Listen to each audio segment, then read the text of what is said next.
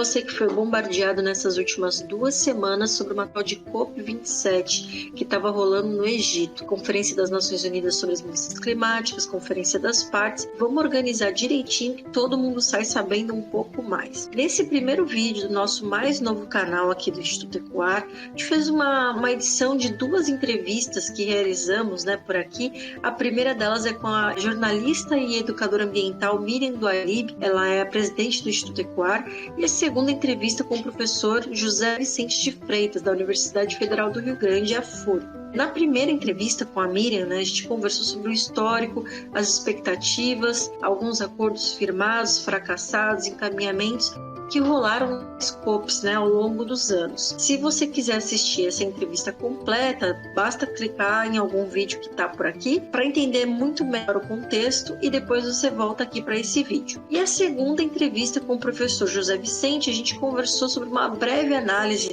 de tudo que rolou nessa COP deste ano, a COP 27, que acabou agora nesse último final de semana. Você acompanha a partir de agora e eu vou fazendo algumas intervenções aí ao longo da conversa para ajudar o pessoal, beleza? Para começar a entender o que são essas COPs, que são tão faladas, agora mesmo está acontecendo a COP 27, precisa a gente voltar um pouquinho no tempo.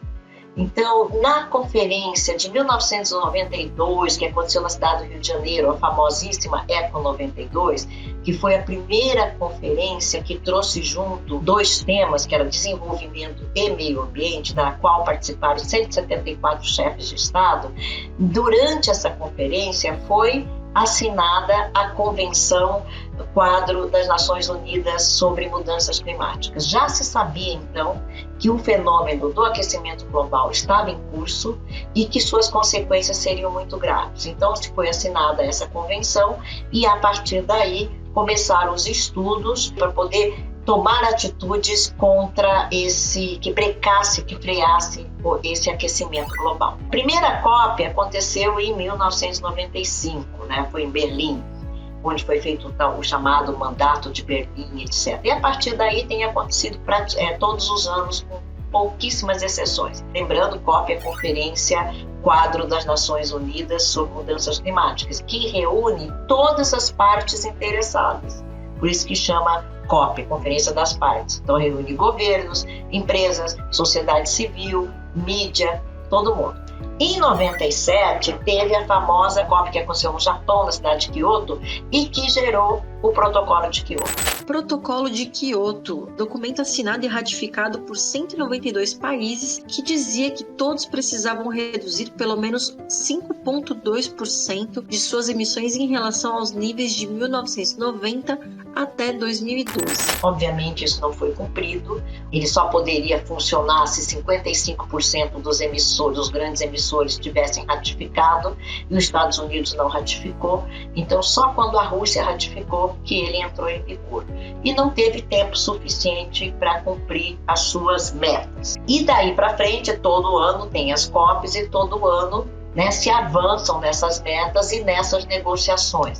De COP em COP, chegamos à edição que aconteceu na França em 2015, que deu origem ao conhecido Acordo de Paris, negociado por 196 países, quando o Brasil se comprometeu a reduzir enormemente as suas emissões, zerar o desmatamento e, obviamente, não conseguiu. Porém, os intervalos dessas edições, todos os acordos e passos que eram dados ou não, eram analisados e verificados. E, nesse contexto, a Miriam nos apontou um problema. O que acontece de mais grave é que os cientistas que formam o IPCC, que é o Painel Intergovernamental de Combate às Mudanças Climáticas, que reúne quase 2.000 cientistas de todo o mundo que fazem a análise e a avaliação de todos os relatórios produzidos em todos os países. Esses cientistas achavam que talvez em 2100 a gente chegasse a aumentar, o aumento da temperatura média da Terra chegasse a 1,5 grau. O que a gente está vendo é que talvez isso seja atingido muito em breve, porque nós já temos um aumento quase em 1 grau da temperatura média da Terra e a gente caminha rapidamente para chegar a 1,5 grau. Achava-se que se chegasse até 2 graus seria suportável. Com o avanço da tecnologia, a gente já sabe que não, que 2 graus já pode ser catastrófico, né? Então agora todo o esforço dessa COP27 que está acontecendo no Egito é no sentido de manter esse aumento até no máximo 1,5%. Só que o esforço para isso tem que ser monumental e ele não está sendo ainda de acordo e na velocidade que precisa ser feito. No que se refere à redução de emissões, se tomou e se deliberou sobre um patamar bastante interessante, que era a perspectiva da redução global das emissões de carbono em 45% até 2030. E a perspectiva que se colocava para a COP27 é que esse patamar pudesse avançar e pudesse se dar um passo significativo. E a grande pergunta é: a COP27 conseguiu propor, acordar, negociar um avanço significativo em relação à redução de emissões? E a resposta é não. Esse avanço, infelizmente, ele não ocorreu. Alguns especialistas, até mesmo o secretário-geral da ONU, ele fala numa declaração final que, em termos de redução de emissões, foi uma declaração muito pouco ambiciosa, Pouco ambiciosa porque não houve um novo acordo sobre reduções mais rígidas, Esse patamar de 45% até 2030, ele não avançou. No draft final da COP27, ele não fala em eliminação dos gases de efeito estufa, mas ele fala em redução gradual na emissão de gases de efeito estufa, O que é, de um lado, um pouco frustrante em relação às expectativas que se tinha, Países seriam capazes de construir um nível de emissão que fosse muito mais ambicioso. O secretário-geral da ONU fala que esse foi um passo insuficiente para as pessoas, foi um passo insuficiente para o planeta. Se há uma frustração geral no que se refere aos encaminhamentos da COP27, é justamente essa frustração em relação à não construção de um consenso mais amplo em relação à redução da emissão do gás de efeito estufa. O documento também faz referência a uma economia de baixa emissão. E a economia de baixa emissão, ele pode ser um problema, pode ser uma grande armadilha, porque uma economia de baixa emissão pode nos levar também a ampliar, por exemplo, a utilização do gás natural, que é um combustível fóssil, para poder movimentar a economia mundial. Então isso pode ser um problema. Ao invés de nós avançarmos no sentido da eliminação de qualquer combustível de origem fóssil, talvez essa decisão amalgamada lá no documento permita que ainda os países avancem numa economia que se utilize muito do gás natural. Não tem dúvidas de que parte dessa discussão na COP27 esteve muito mediada por alguns elementos que pressionam muito fortemente a sociedade contemporânea. De um lado, a gente tem que pensar que estamos vivendo uma guerra no contexto europeu. Isto impacta certamente as discussões, que essa guerra, por seu turno, impacta também no mercado de energia no mundo inteiro e mais particularmente na Europa. E há que se considerar também essa forte conjuntura de alta inflacionária no mundo inteiro. Não há dúvida que essas questões que estão fora da COP27 interferem nos debates que estiveram na COP27, até porque são os representantes dos países que estão lá negociando, os países que estão enfrentando essas questões todas. Tá, então sobre o que a gente está falando aqui? Sobre mudanças climáticas, que basicamente é o acirramento dos eventos extremos. A Miriam comentou nesse vídeo que as secas elas serão muito mais frequentes, muito mais severas e intensas ao longo dos períodos. As enchentes elas vão acontecer com muito mais frequência, com muito mais violência. As nevascas, os locais agricultáveis também vão ficar secos e as pessoas dos países pobres não vão poder se prevenir disso. Para ser bem didático, vejamos um exemplo do Brasil. Os deslizamentos de terra que toda hora acontecem nesse país, especialmente no verão, como já aconteceu recentemente em Minas, em Petrópolis, são tragédias que afetam a vida de muitas pessoas, tiram a vida de muitas pessoas e destroem o meio ambiente construído. Essas pessoas têm que ser removidas daí. Não tem como viver mais nesses territórios que são vulneráveis. Agora, isso tem um custo, e o custo é muito alto. Então, a negociação que está sendo feita é sempre nesse sentido. Eu dei apenas um pequeno exemplo, mas é nesse sentido de quem paga essa conta? Então tem um debate muito forte, porque os países em desenvolvimento, especialmente os países muito pequenos, que emitem muito pouco, como os países insulares do Pacífico, que são aquelas pequenas ilhas, né? Essas ilhas praticamente não emitem nada e elas estão sendo devastadas, elas vão ser tragadas pelo mar, porque uma das consequências do aquecimento global é a subida do nível do mar. Então, quem paga essa conta?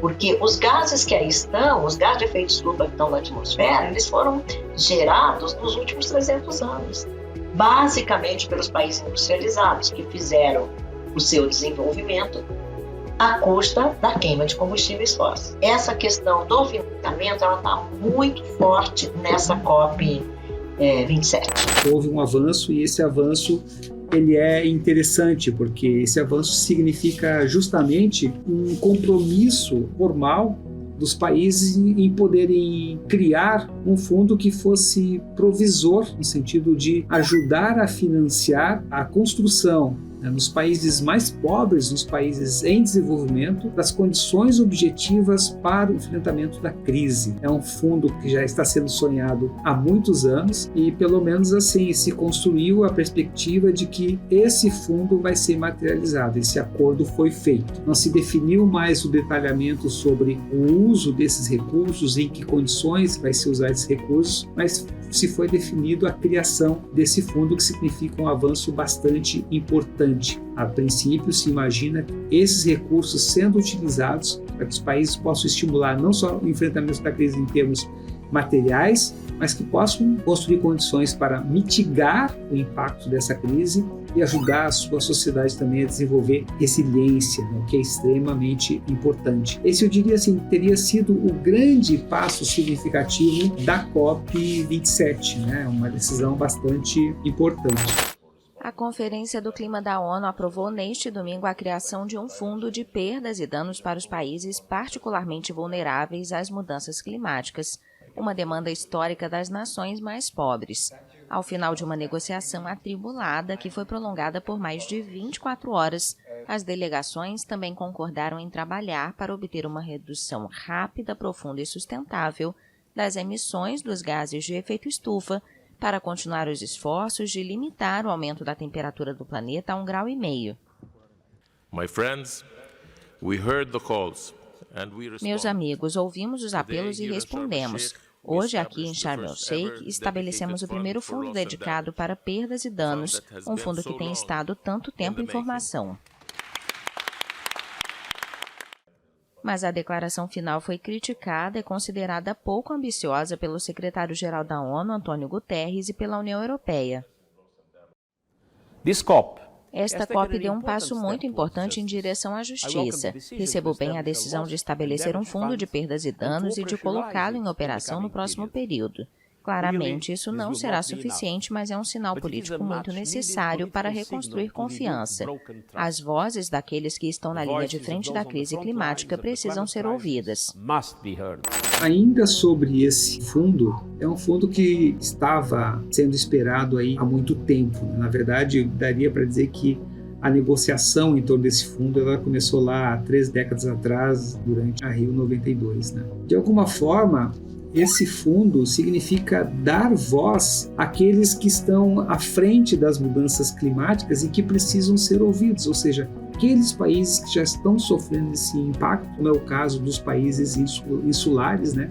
E que precisam desse apoio e dessa solidariedade planetária para a construção dessas condições objetivas. Obviamente, se imagina que o financiamento desse fundo esteja relacionado com aqueles países que mais emitem gases de efeito estufa no planeta, né? É interessante quando a gente olha para essa lista dos países que mais emitem, que nós vamos ter uma classificação que é colocada da seguinte forma, né? O país que mais emite, né, atualmente, aliás, ao longo dos últimos anos, é justamente a China, que contribui com 23,7% do total de emissões. Logo em seguida, abaixo, nós temos em segundo lugar os Estados Unidos, que contribui com 12,9% do total de emissões. Na sequência, nós temos a Índia, que contribui com 6,5% do total de emissões. Na sequência dessa lista, nós temos a Rússia, com 4,2% do total de emissões. E na sequência, nós temos o Brasil,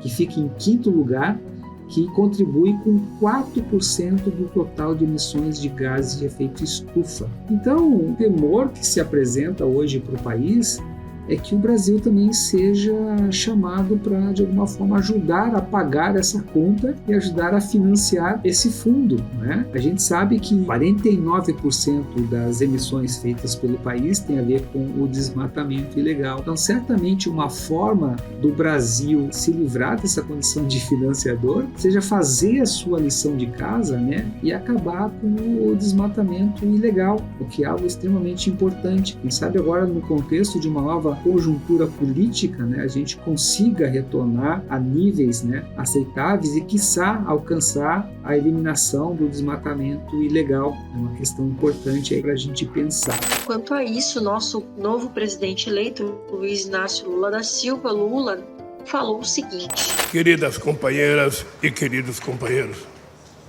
não há segurança climática para o mundo sem uma Amazônia protegida. Não mediremos esforços para zerar o desmatamento e a degradação de nossos biomas até 2030. Da mesma forma que mais de 130 países se comprometeram a assinar a Declaração de Líderes de Glasgow sobre as florestas. Por esse motivo, quero aproveitar esta conferência para anunciar que o combate à mudança climática terá o mais alto perfil na estrutura do meu próximo governo. Bom, uma boa ideia é você assistir a esse discurso inteiro aí no YouTube para te deixar com o coração um pouco mais cheio de esperança sobre os próximos passos, né, do nosso país em relação ao meio ambiente, ou melhor, em relação à nossa sobrevivência nesse planeta Terra, né, a partir de 2023, porque até o final desse ano a gente continua ainda com o atual governo. E a gente vai encerrando, né, já com os últimos comentários da educadora ambiental Miriam do Arlip e do professor José Vicente de Freitas. O mais engraçado, eu me lembrei agora, só para finalizar, que a revista Super Interessante publicou uma matéria em maio de 2001 chamada Cavaleiro do Apocalipse. Essa matéria repercutia a posição do governo americano, em particular na figura do presidente George Bush, e na recusa dele assinar e ratificar o protocolo de Kyoto, lá de 97. Lendo essa matéria, a gente percebe o quanto era difícil você construir consensos, para afirmar uma posição, para que o mundo pudesse direcionar um enfrentamento mais consistente, com mais musculatura desse grave problema que está aí e que, como sociedade, nós temos que efetivamente equacionar. E olhando hoje para a COP27, que precisou de um tempo extra de quase 30 horas adicionais para poder construir um consenso mínimo, o quanto que ainda há dificuldade de compreensão e de entendimento dos riscos todos que envolvem essas questões e quanto ainda é forte o lobby, o corporativismo no sentido de manter o mundo funcionando à base da utilização de energia fóssil. É uma questão ainda bastante complicada e que nós temos que tentar rapidamente, como sociedade civil, como governo, como terceiro setor, e equacionar. Eu dizia já um sábio que os problemas que a gente enfrenta estão relacionados às lutas que a gente ainda precisa travar. E a luta que nós temos que travar ainda é muito séria, porque não dá para a gente conseguir imaginar que um aumento de temperatura superior a 1,5 graus nós sejamos capazes de suportar todos os impactos que ela gera. Então nós estamos com uma questão muito séria para equacionar como sociedade. Quiçá tenhamos a lucidez, a inteligência e a capacidade para que a gente construa essa condição rapidamente. Bom, é isso aí. Um abraço a todos. Quando a gente fala em proteger a floresta, proteger a biodiversidade, não se trata apenas de proteger uma determinada espécie, se trata de proteger aquilo que a gente chama de teia da vida. Todos os seres vivos, eles funcionam da mesma maneira. Desde a bactéria até a biosfera, tudo funciona da mesma maneira, são redes. São redes de troca, são redes de comunicação. O planeta levou bilhões de anos para criar essas redes e para sustentá-las em equilíbrio. O que acontece? A nossa espécie, pela primeira vez, ela está alterando esse equilíbrio, ela está alterando fortemente, tanto que a era que a gente está vivendo, que é chamada de antropoceno, já está sendo chamada de destruiceno, né? Porque nós estamos destruindo esse equilíbrio cuidadosamente tecido pelo planeta. Então, talvez, se a gente continuar dessa maneira e sem querer ser alarmista, não é do nosso interesse, da nossa educação ambiental ser alarmista, mas sim trabalhar com dados concretos, com dados científicos que possam ser compreendidos pela totalidade da população, não importa o nível de estudo, e que essa população, essas comunidades, comecem a enxergar o que tem a ver esses fenômenos com a vida dela e comece a se ver como um ator importante neste processo. Espero que você curta esse primeiro vídeo. Partimos para os próximos, então. Até lá!